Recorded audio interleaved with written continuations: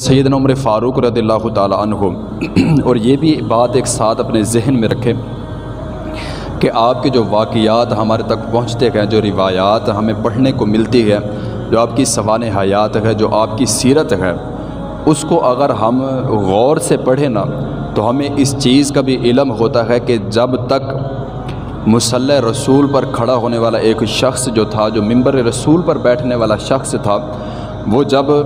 पूरी रियाया की ख़बर गिरी रखता था, मतलब कि उसके पास निज़ाम हुकूमत होता था, तो उस वक़्त कोई बंदा भूखा नहीं सोता था। उस वक़्त किसी के जहन में ये बात नहीं आती थी कि यार इतना महंगाई बढ़ जाए या कोई मसला पेश आ जाए तो हमें भूखा सोना पड़ेगा। उस वक़्त ये बात नहीं होती थी, बल्कि ये होती थी कि हज़रत सैयदना उमर फ़ारूक रज़ियल्लाहु ताला अन्हु, ये एक रिवायत में मिलता है कि आप एक दिन बैठे ना रो रहे थे, तो सहाबा किराम ने पूछा कि अमीरुल मोमिनीन आप क्यों रोते हैं? तो आगे से आपने जवाबन इरशाद फरमाया कि ऐ मेरे भाइयों, ऐ मेरे दोस्तों, मैं रो इस वजह से रहा हूँ कि मैं अमीरुल मोमिनीन हूँ। अल्लाह रब्बुल इज़्ज़त ने मुझे खिलाफत अता फरमाई है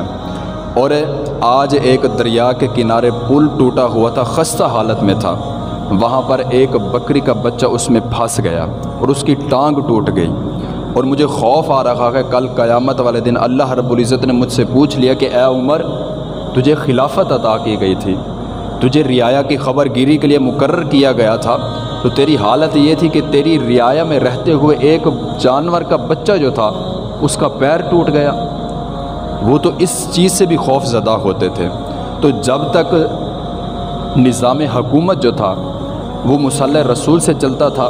जब तक निज़ाम हुकूमत मिंबर पर बैठने वाले लोग चलाते थे, उस वक़्त उस रियाया में कभी किसी को ये इजाज़त नहीं होती थी कि वो शराब भी पी सके।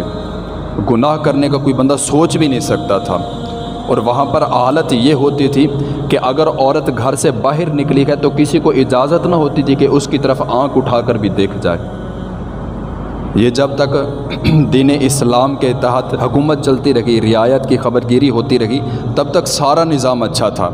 और आज आप देखें कि जब ये निज़ाम हुकूमत मुसल्ले रसूल से जुदा हुआ, मिंबर रसूल से जुदा हुआ, तो आज हमारी हालत ज़ार आप ज़रा चेक करें कि आज हम किस मोड़ पर खड़े हुए हैं।